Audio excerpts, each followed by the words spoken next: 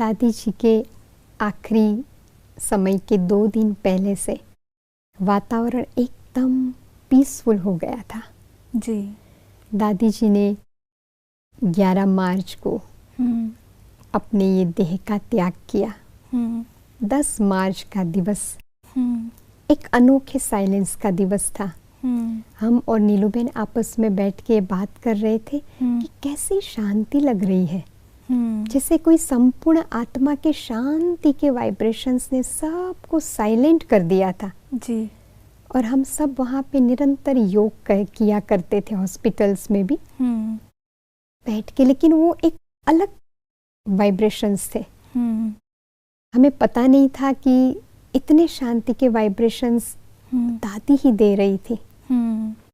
और फिर जब 11 तारीख शिवरात्रि का दिवस था तो दादी जी के पैरामीटर तो सब तब कंट्रोल में आ गए थे। उनके 2 दिन पहले भी दादी जी ने बहुत पावरफुल दृष्टि दी थी, विशेष नीलूबेन को जी और डॉक्टर्स को। ओके।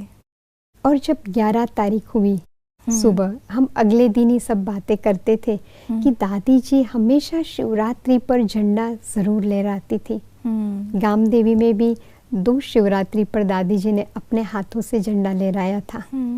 तो ये शिवरात्रि का दिन था, तो हम तो सेंटर पर गए थे और बाबा का झंडा सभी ने अपने अपने स्थान पर लहराए। दादी जी जिस स्थान पर रहती थी वहाँ दादी जी को याद करके, ताराबेन थी जो दादी जी के सेवा में बहुत नीलूबेन के साथ साथ रहती है, दादी जी की ओर से वहाँ झंडा लहराया। उसके बाद सुबह का मुरली क्लास भी हुआ। और हमें समाचार मिला कि दादी जी की तबीयत थोड़ा ऊपर नीचे पैरामीटर हो रहे हैं। तो तुरंत हम हॉस्पिटल पहुँचे।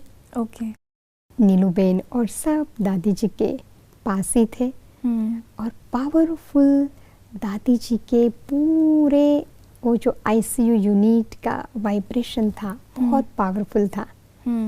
वो समय था कि डॉक्टर ने कह दिया कि अब दादी जी हमारे बीच में बहुत थोड़ा समय है। और हम सब आसपास खड़े रह गए जी और सब बाबा को याद करते थे। दादी जी से हमने कुछ एक बातें करना शुरू की, क्योंकि बॉम्बे की सभी बड़ी बहनों को भी बुलाना था, सारे डॉक्टर्स को भी बोल दिया कि अब दादी जी कभी भी हमसे छुट्टी ले सकती है जी। तो हम सामने ही खड़े थे, नीलूबेन भी थी। दादी जी से हम प्यार से, दादी हम आपकी आशाओं को पूरा करेंगे, आपने जो प्यार दिया है उनका रिटर्न हम देंगे, कुछ एक ऐसी बातें करके हम सब बाबा की याद में खड़े थे। और ऐसे लग रहा था कि धीरे धीरे जैसे दादी सबको दृष्टि दे रही है, थोड़ी सी आंखें खोल करके। और दादी जी का जो चेहरा था वो संपन्नता वाला चेहरा था। ऐसे लग रहा था कि दादी जी ऐसे चेहरे से हमारे बीच से जा नहीं सकती। लेकिन मेडिकल पैरामीटर कह रहे थे कि अब दादी जी का अंतिम समय है। धीरे धीरे डॉक्टर्स ने जो भी मशीन है जिसकी ज़रूरत नहीं थी जी, तो दादी जी को वो मशीनों से भी फ्री कर दिया। लेकिन फिर भी दादी अपने से बहुत अच्छी तरह से सांस ले रही थी। और सब जिन्होंने दादी की सेवा की सब दादी जी के पास पहुंचे। धीरे धीरे सबने दादी जी से दृष्टि ली, वाइब्रेशंस लिए।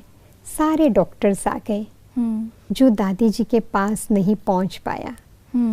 हमने देखा कि सभी ने मिल लिया। पावरफुल योग का वाइब्रेशन था।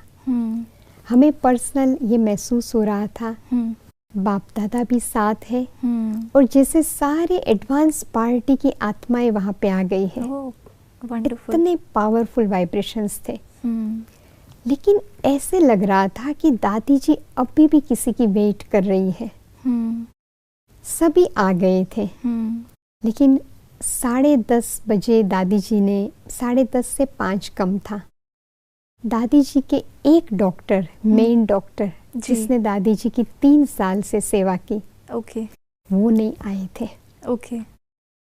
तो ऐसे लग रहा था कि दादी उसकी वेट कर रही है। वो बड़े दूर से आ रहे थे जी। और जैसे ही वो पहुंचे और उसने दादी जी से दृष्टि ली, दर्शन किया, और फिर कुछ एक मिनटों में दादी जी को हम सब देखते थे, धीरे धीरे सांस धीरे धीरे कम हो रहे थे और लास्ट में दादी जी ने सिर्फ ऐसे आंख की ओके और आत्मा देह से अलग हो गई।